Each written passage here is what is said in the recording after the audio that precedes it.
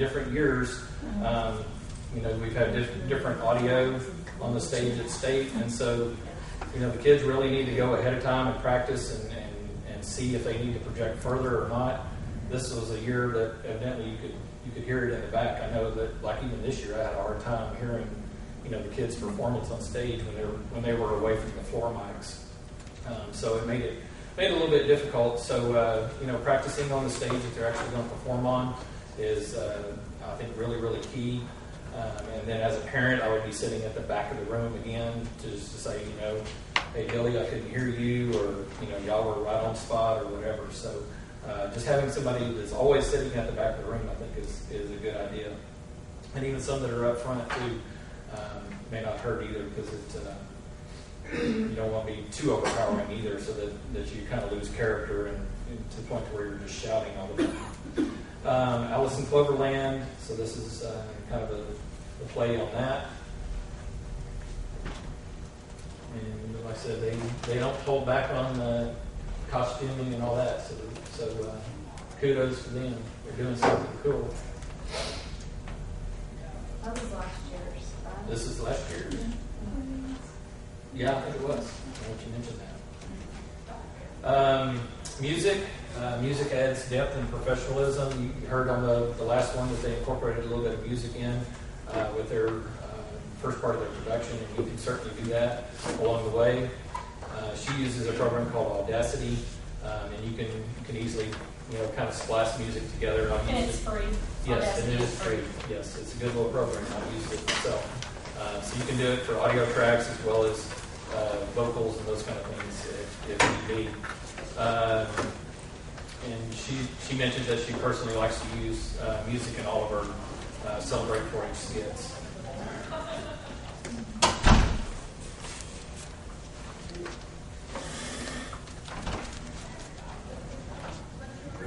And this is one called Clover Mia. Obviously, that was Mama Mia or whatever it's called. I've never seen the movie. I don't ever care to see it, so y'all will just have to tell me if that's the case or not. It's one of those, what I call a mommy movies. So,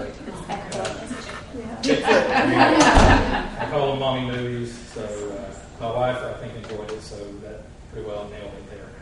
So this is the name of Taylor's group. It's called Insert Name Here. This kind of shows you how they did. So again, super talented kids. Set design makes the performance look professional, really helps the kids get into character and do their best. So not only do you work on the stuff that's on the stage as far as knowing your parts, knowing where you're going to be, those kind of things, but it also gets the kids involved in set design, set placement, those kind of things, and even into some art and stuff like that. If you're painting some kind of canvas background or something like that, it just gets them into that whole trade really. There's a whole lot of that could actually be career exploration or career awareness as part of that. So go to a theater and see if you can get a behind the scenes tour of the set design and how they set up for certain things. And sometimes it's better, less is more sometimes. I know when we were doing our skits, we had very, very minimal props.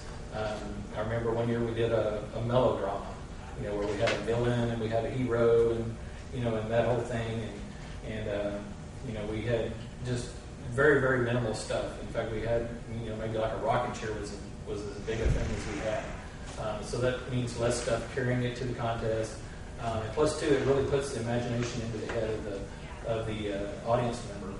Yeah, but it did seem like they do want to see that set design and those costumes because of the impact that all of that makes. Right. I mean, it's a big stage. I mean, but I have seen in the year that the kids these two kids, and I forget, gosh, it's been maybe 5-6 years ago. There were, I think it was a brother and sister combination. But they got out there by themselves, no props, no nothing. And they did their Share the Fun skit, and it was the best thing I've ever seen in my life because they painted the picture with their story.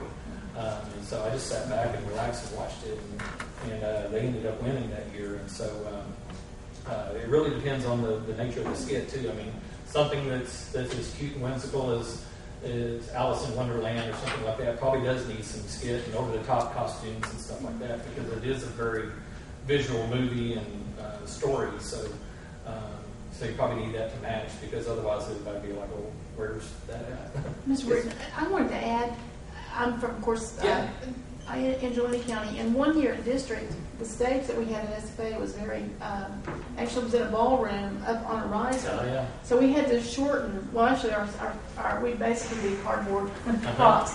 So they fit there fine. Mm-hmm. But then when we got to stage, on the big stage, we were like, oh no. Yeah, they look so tiny. Yeah, they do expect to see props that match the stage area. Right, so I don't know what we can do about that. If you look on the design team that does, the fashion show, that design contest for the stage, you'll find out what the dimensions of the yes, stage well, actually, we knew what the dimensions were, but I guess what I'm saying is we'd already gone to district. Consistency from the district to the state. Yes, you know, and I don't know how. Yeah, I think that just really boils back to the district and what facilities they have available. Sure. So we need to find out early on if maybe they could have moved it into the moved it into the grand ballroom there would have probably been better. So I just have to probably talk to Dr. Williams. Yeah, just talk to Muncie about that. Okay. And just say, is there a way for us to have all of our show fun skits on stage so that it is an easy transition from district to state? Our kids were saying we can just redo all the props, and I was like, oh yeah, that would have been tough. Yeah, that's a huge endeavor and a huge undertaking. It is. And it's too depending on what you've got put together. Certainly, thank you. Getting into character, have them watch the show or inspiration, fun goofy games and fun ways to get them involved into their characters.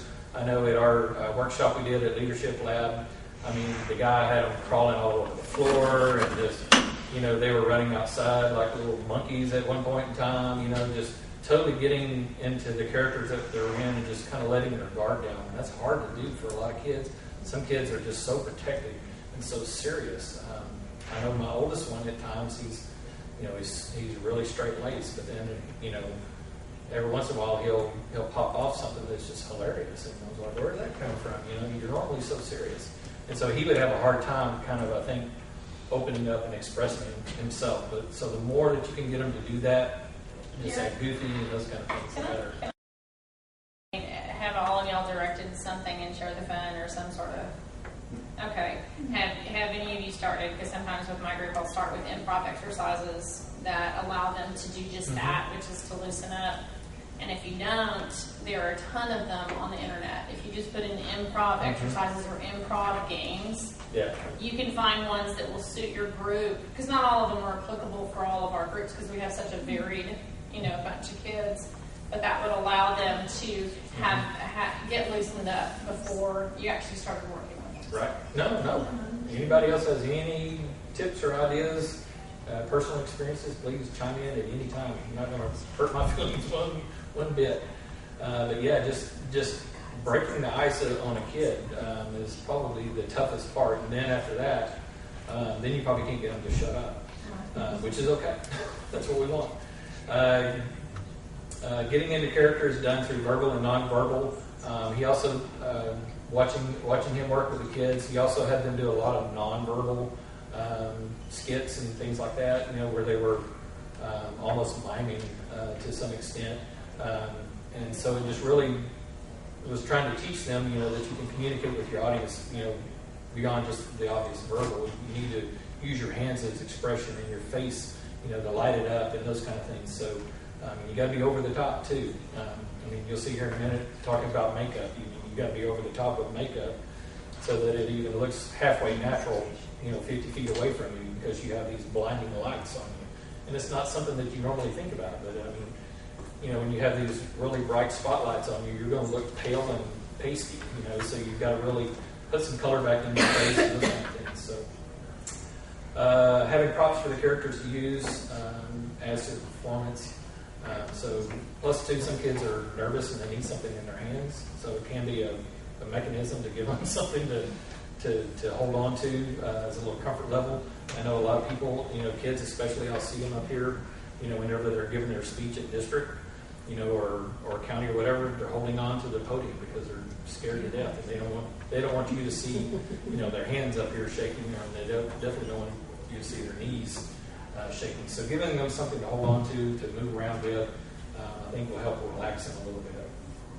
Costumes, bright, colorful. We just talked about that you have to be over the top with everything, because everything gets washed out on stage. Because usually you're on a dull background, usually gray or black, and so you need something that stands out and pops. Costumes make the performance look professional and polished. Really helps the kids get into character and do their best, and allows youth to showcase their creativity. And stage makeup